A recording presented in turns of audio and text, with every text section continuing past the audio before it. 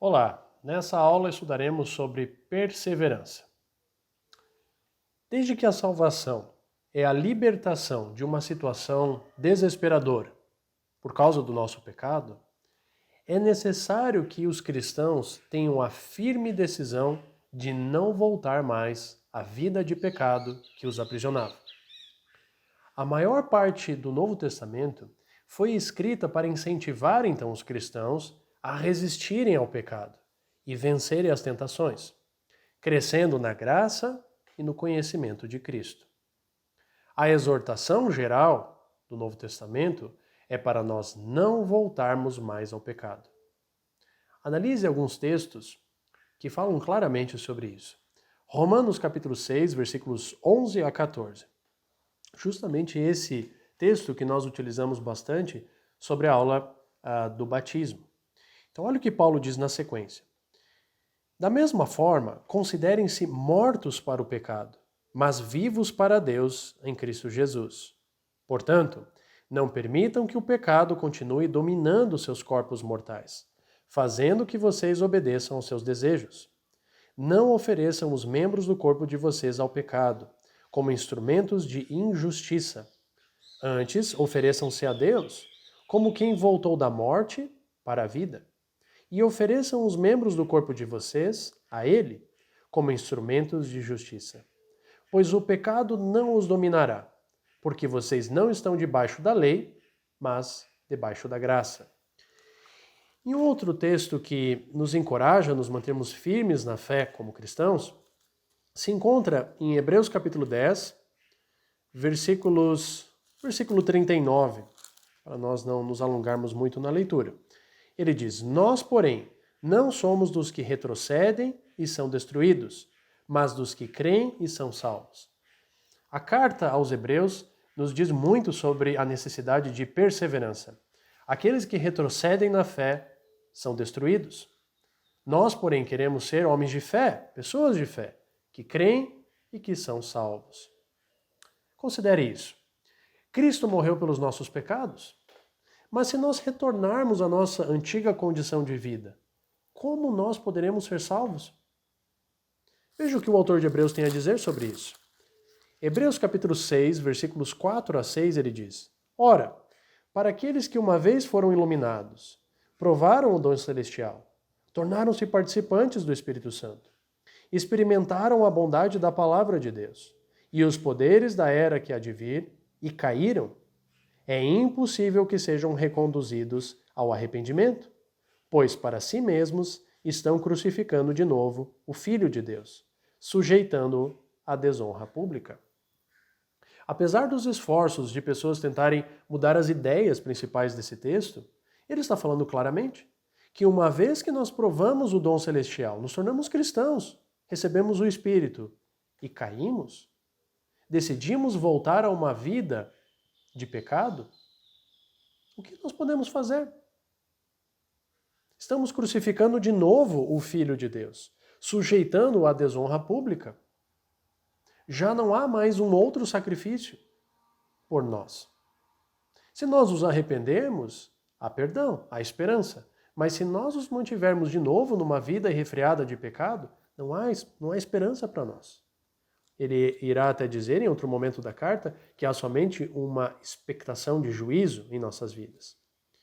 Em palavras parecidas, Pedro nos diz em sua segunda epístola, final do capítulo 2, versículos 20 a 22, o seguinte: se, tendo escapado das contaminações do mundo por meio do conhecimento de nosso Senhor e Salvador Jesus Cristo, encontram-se novamente nelas enredados e por elas dominados, estão em pior estado do que no princípio. Teria sido melhor que não tivessem conhecido o caminho da justiça, do que, depois de o terem conhecido, voltarem as costas para o santo mandamento que lhes foi transmitido.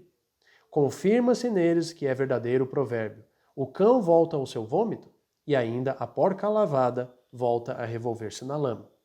Se nós voltarmos a uma vida de pecado depois de sermos limpos pelo sangue de Cristo, nós estamos numa condição terrível, semelhantes a um cão que vomita e come o seu próprio vômito, ou uma porca que foi lavada e que volta a revolver-se na lama. Terrível. Seria melhor não ter conhecido o caminho da verdade do que decidir se tornar um cristão e voltar atrás. Mas, detalhe, Pedro está falando que é possível alguém fazer isso. E advertindo, alertando, não façam isso. Um dos grandes erros modernos, por assim dizer, pois já é um erro antigo, mas pessoas falam muito nos nossos tempos isso. Em relação à questão da perseverança, a necessidade dela em nossa vida cristã, é uma doutrina que foi popularmente conhecida como doutrina da perseverança dos santos. As pessoas falam essa doutrina num jargão assim, uma vez salvo, sempre salvo. Em certo sentido, é bem verdade que no momento que nós recebemos a sentença formal da nossa justificação, nos batizamos, recebemos o perdão dos pecados, nós estamos seguros em Cristo. Se nós os mantivermos firmes, estaremos para sempre com o nosso Senhor. Mas isso é somente uma parte da verdade. É imprescindível que o crente mantenha-se fiel até o fim para alcançar a meta suprema da nossa vida, que é a salvação das nossas almas. Como Pedro disse em Pedro capítulo 1, versículo 9, que nós, os cristãos, estávamos se esforçando para alcançar este objetivo, a salvação final. A nossa salvação está condicionada à obediência ao Evangelho.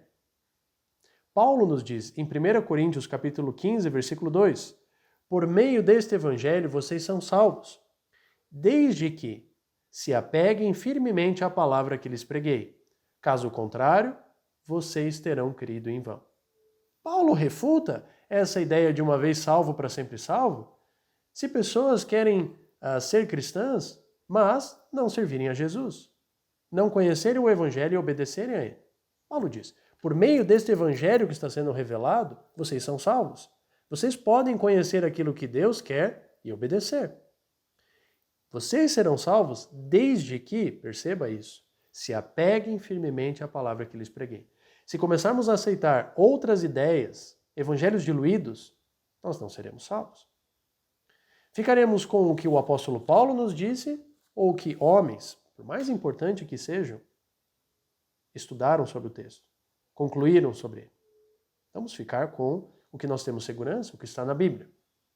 Agora vamos considerar alguns exemplos no Antigo e no Novo Testamento que nos ajudam a entender que a salvação sempre esteve condicionada à obediência a Deus. Primeiro exemplo de todos, em Gênesis. Caim, Gênesis capítulo 4, versículo 7. Deus disse a ele, se fizer o bem não será aceito, mas se não o fizer, saiba que o pecado o ameaça à porta. Se Caim fizesse bem, seria aceito por Deus. Se não fizesse, o pecado iria dominar a vida dele. E dominou, pois ele matou seu irmão. Um outro texto que se encontra em Êxodo capítulo 15, versículo 26, Levítico capítulo 26, a partir do versículo 9, mostram para nós que a obediência sempre foi uma condição exigida por Deus. Vamos ler o texto de Êxodo 15 para nos ajudar. Estou falando essas referências para que você possa consultar em suas leituras. Êxodo capítulo 15, versículo 26 nos diz, dizendo-lhes, se vocês derem atenção ao Senhor, o seu Deus, e fizerem o que ele aprova, se derem ouvidos aos seus mandamentos e obedecerem a todos os seus decretos, não trarei sobre vocês nenhuma das doenças que eu trouxe sobre os egípcios, pois eu sou o Senhor que os cura. Então perceba essa condição. Se vocês fizerem aquilo que é certo, aquilo que eu aprovo, obedecerem a palavra, respeitarem aquilo que eu revelei, eu agirei a favor de vocês. Sempre foi assim na história de Israel. Deus instruiu Salomão sobre a necessidade de guardar as palavras divinas, 2 Crônicas, capítulo 7, versículo 14. Jeremias falou para o povo sobre a importância de obedecer a Deus. Jeremias, capítulo 26, versículos 4 a 6.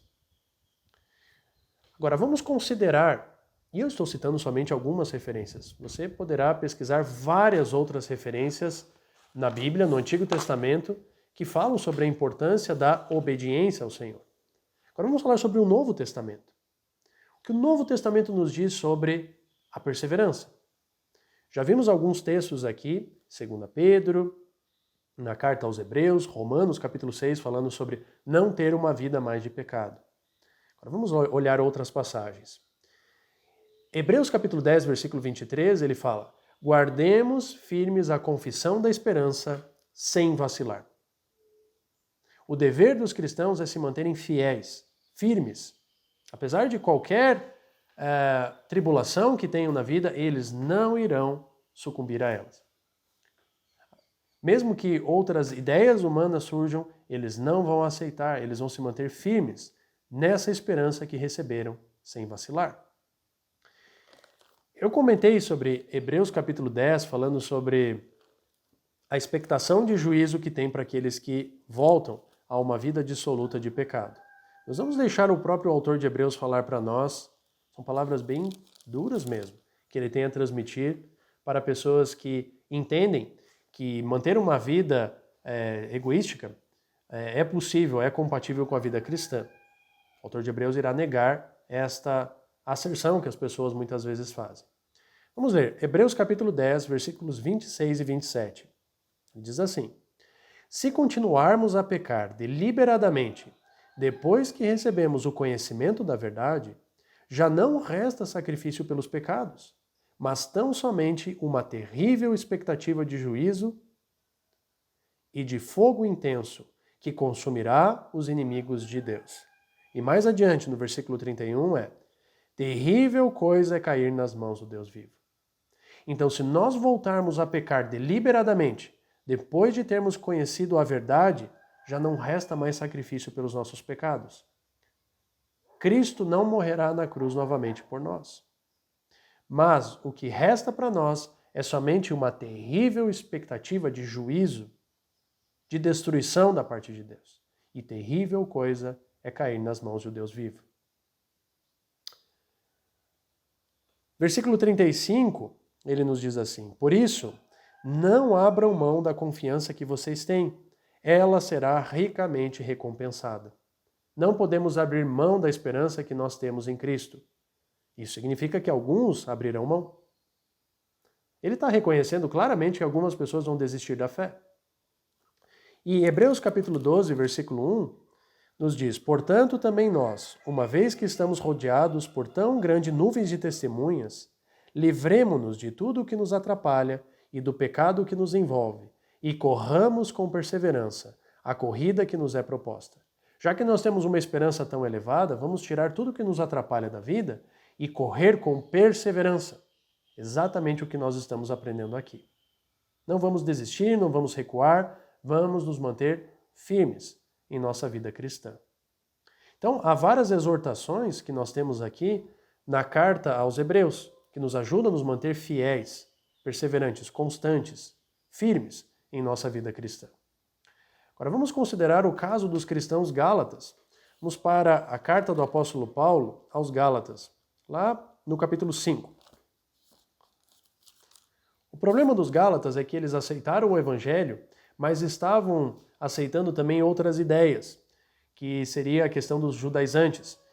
Pessoas que estavam introduzindo ideias judaicas na nova aliança. Então, querendo que os cristãos fossem circuncidados para serem salvos. E Paulo diz, não pode. Não é possível. Ou vocês vão aceitar a palavra de Cristo, o puro evangelho que não consta essa circuncisão judaica, ou vocês vão ser salvos mediante a lei, as obras. E ele diz então no versículo 4 do capítulo 5 o seguinte: vocês que procuram ser justificados pela lei, separam-se de Cristo, caíram da graça. Se nós queremos aceitar outras doutrinas, que pode ser circuncisão ou outras ideias, nós estamos nos separando de Cristo. E o resultado disso é que nós estamos caindo da graça. Isso é bem sério. Foi em Gálatas, capítulo 1, que nós vimos que mesmo que um anjo do céu ou um apóstolo ensinasse um evangelho diferente daquele que eles receberam, que seja anátema, amaldiçoado.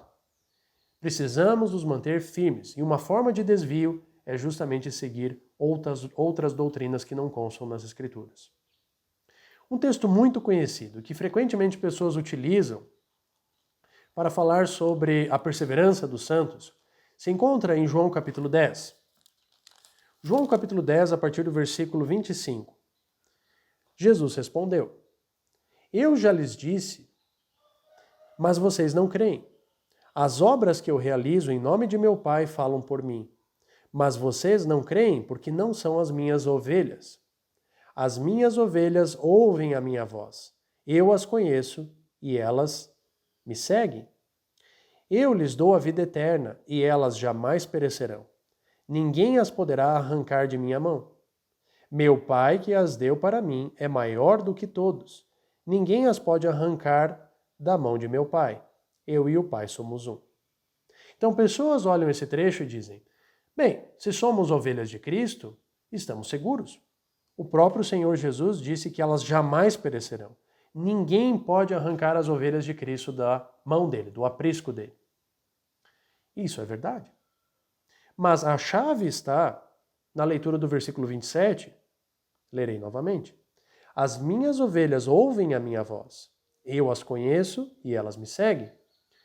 Sim, essas ovelhas jamais perecerão, desde que elas cumpram o que Jesus está falando no versículo 27. Ouvir a voz do seu pastor e seguir. Precisamos ouvir e seguir para nós recebermos a promessa do versículo 28, de que ninguém arranque essas ovelhas da mão do Senhor. Muitas pessoas não ouvem a Jesus e não seguem a Ele. Então, como podem reclamar essa promessa de Deus?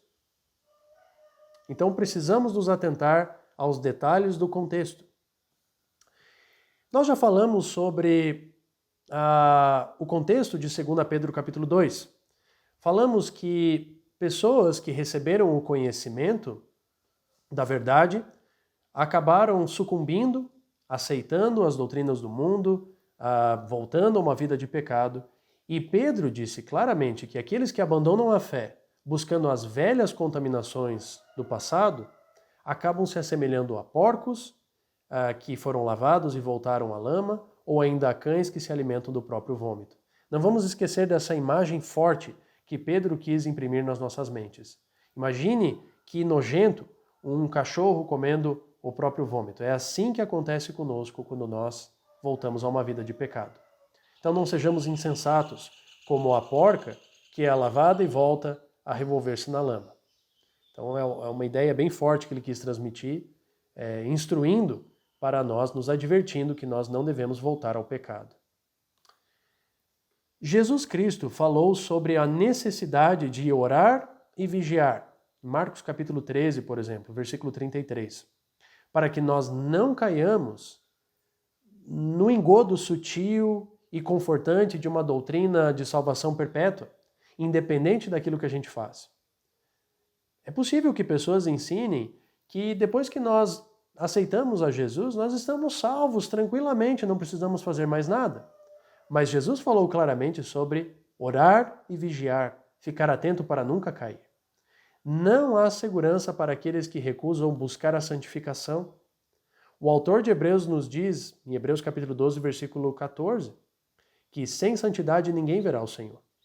Jesus nos disse no Sermão da Montanha, em Mateus capítulo 5, versículo 8, bem-aventurados os puros de coração, porque eles verão a Deus. A nossa vida cristã deve ser caracterizada por uma busca constante pela santidade, para nós estarmos preparados para encontrarmos um Deus santo. Precisamos estar sempre alerta, porque como Pedro nos ensinou, em 1 Pedro capítulo 5, versículo 8, o diabo, o inimigo nosso, anda ao nosso redor como um leão, rugindo e procurando a quem possa devorar. E se ele nos encontra tranquilos demais, confortáveis, ele pode nos devorar facilmente. Não vamos sucumbir às ideias do mundo que distorcem até alguns textos das Escrituras.